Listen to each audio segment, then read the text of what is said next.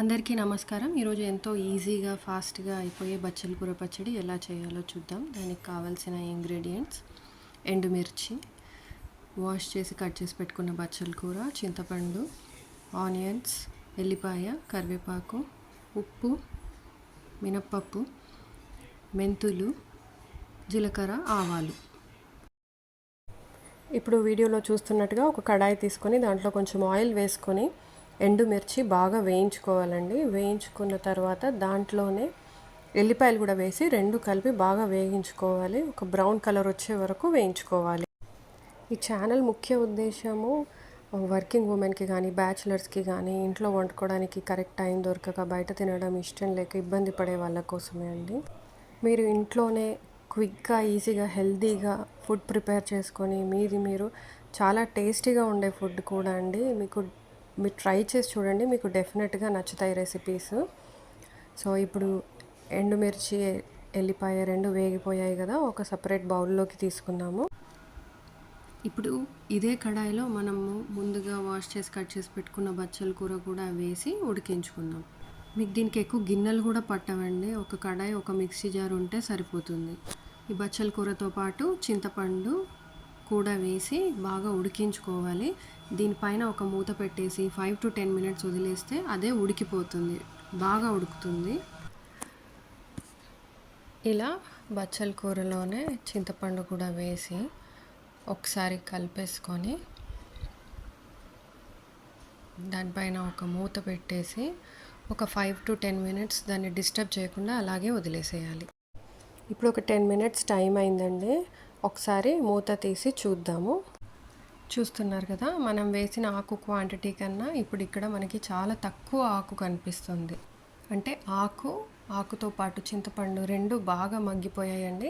ఇప్పుడు దీన్ని మనము చల్లారే వరకు కాసేపు పక్కన పెట్టేసుకోవాలి. చల్లారిన తర్వాతే దీన్ని యూస్ చేసుకోవాలి. సో చల్లారే వరకు దీన్ని మనం పక్కన పెట్టేసుకొని ఇప్పుడు మనము ముందుగా వేయించి పెట్టుకున్న ఎండుమిర్చి మరియు ఎల్లిపాయ, వేయించుకున్న ఎండుమిర్చి, ఎల్లిపాయ ఉన్నాయి కదా, అవి ఒక మిక్సీ జార్లోకి వేసుకోవాలి. వేసుకున్న తర్వాత మన రుచికి సరిపడా ఉప్పు, ఇక్కడ మేము కొంచెం ఉప్పు వేసాము, మా రుచికి సరిపడా మేము వేసుకున్నాము. మీరు కావాలనుకుంటే తగ్గించుకోవచ్చు, పెంచుకోవచ్చు. మీ రుచికి సరిపడా ఉప్పు వేసుకొని దాంట్లోనే కొంచెం మేము చూపిస్తున్న క్వాంటిటీ జీలకర్ర కూడా వేసుకొని దీన్ని బాగా మిక్సీ పట్టుకోవాలి. మిక్సీ పట్టుకున్న తర్వాత ఆ మిక్సీ పట్టిన మిశ్రమం ఎలా ఉంటుందో ఇప్పుడు మనం చూద్దాము.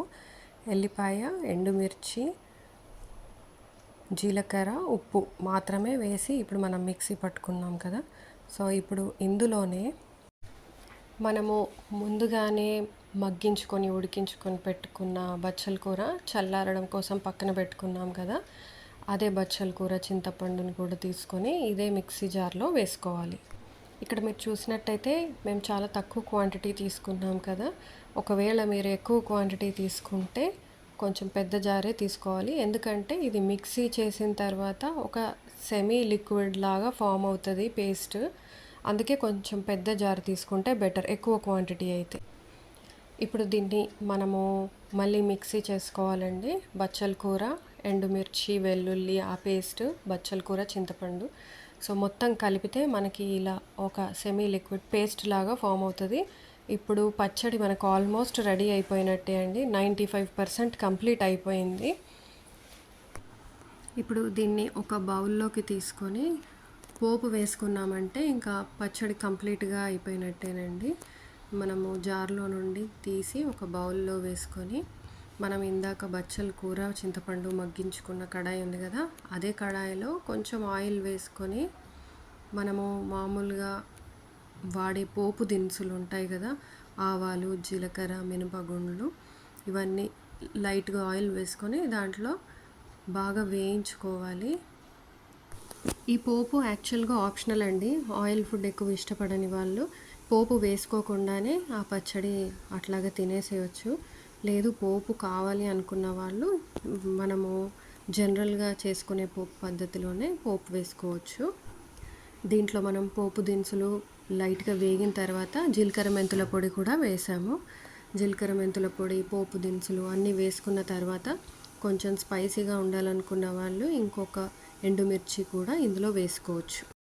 ఇక్కడ ఎండుమిర్చి అనేది ఆప్షనల్ అండి. ఒకవేళ మీరు బాగా స్పైసీ ఫుడ్ని ఇష్టపడే వాళ్ళు అయితేనే ఇక్కడ మళ్ళీ మీరు ఎండుమిర్చి యాడ్ చేసుకోండి. ఎందుకంటే మనం ఆల్రెడీ ఎండుమిర్చి, ఎల్లిపాయ అవన్నీ మిక్సీ పట్టుకొని బచ్చల కూర కూడా వేసి మిక్సీ పట్టుకొని పేస్ట్ చేసుకున్నాం కదా. సో మళ్ళీ మీరు స్పైసీ ఫుడ్ ఇష్టం ఉంటే, బాగా కావాలి అనుకుంటే మాత్రమే వేసుకోండి. ఇక్కడ ఎండుమిర్చి పోపులో మాత్రం ఆప్షనల్. సో ఇలా వేసుకున్న తర్వాత అవి వేగుతున్నప్పుడే అందులో కొంచెం పసుపు కూడా వేసుకోండి. ఇదంతా లో ఫ్లేమ్లోనే కుక్ చేసుకుంటూ ఉండండి. బాగా కుక్ అవుతాయి. మీకు పోపు దినుసులు కూడా మంచిగా క్రిస్పీగా వస్తాయి లో ఫ్లేమ్లో కుక్ చేసుకుంటూ ఉంటే. ఇప్పుడు ఇదంతా మనము ఒకసారి బాగా కలిపేసుకున్న తర్వాత పోపు ఆల్మోస్ట్ రెడీ అయిపోయినట్టేనండి. మనము సింపుల్గా కడాయి నుండి పోపుని మన బచ్చల కూర పచ్చడి ఉన్న బౌల్లోకి ట్రాన్స్ఫర్ చేసుకుంటే మనకి బచ్చల కూర పచ్చడి అనేది రెడీ అయిపోతుందండి. ఇది కాసేపు వేగిన తర్వాత ఈ పోపుని మనము ఆ బౌల్లోకి, బచ్చల కూర ఏదైతే బౌల్లో పెట్టుకున్నామో ఆ బౌల్లోకి ట్రాన్స్ఫర్ చేసి పెట్టుకుంటామండి. దీన్ని బాగా కలిపేసుకొని, మీరు ఒకటి గమనించినట్టయితే మనము ఫస్ట్ కట్ చేసి పెట్టుకున్న ఆనియన్స్ ఇప్పటి వరకు ఎక్కడా కూడా యూస్ చేయలేదు. ఆ ఆనియన్స్ని ఇప్పుడు ఎట్లయితే ఉన్నాయో అట్లాగే రా ఆనియన్స్ని ఈ బచ్చల కూర పచ్చడిలో కలుపుకుంటామన్నమాట. ఇలా ఆనియన్స్ కలుపుకోవడం కూడా ఆప్షనల్, కానీ మీకు ఒక స్పెషల్ టేస్ట్ వస్తుంది ఆనియన్స్తో. ఎంత ఆనియన్స్ కలుపుకుంటే అంత ఎక్కువ టేస్టీగా ఉంటుంది. ఇంతే అండి, సింపుల్గా, క్విక్గా, ఈజీగా అయిపోయే హెల్దీ బచ్చల కూర పచ్చడి రెసిపీ. డెఫినెట్గా ట్రై చేయండి. Thank you.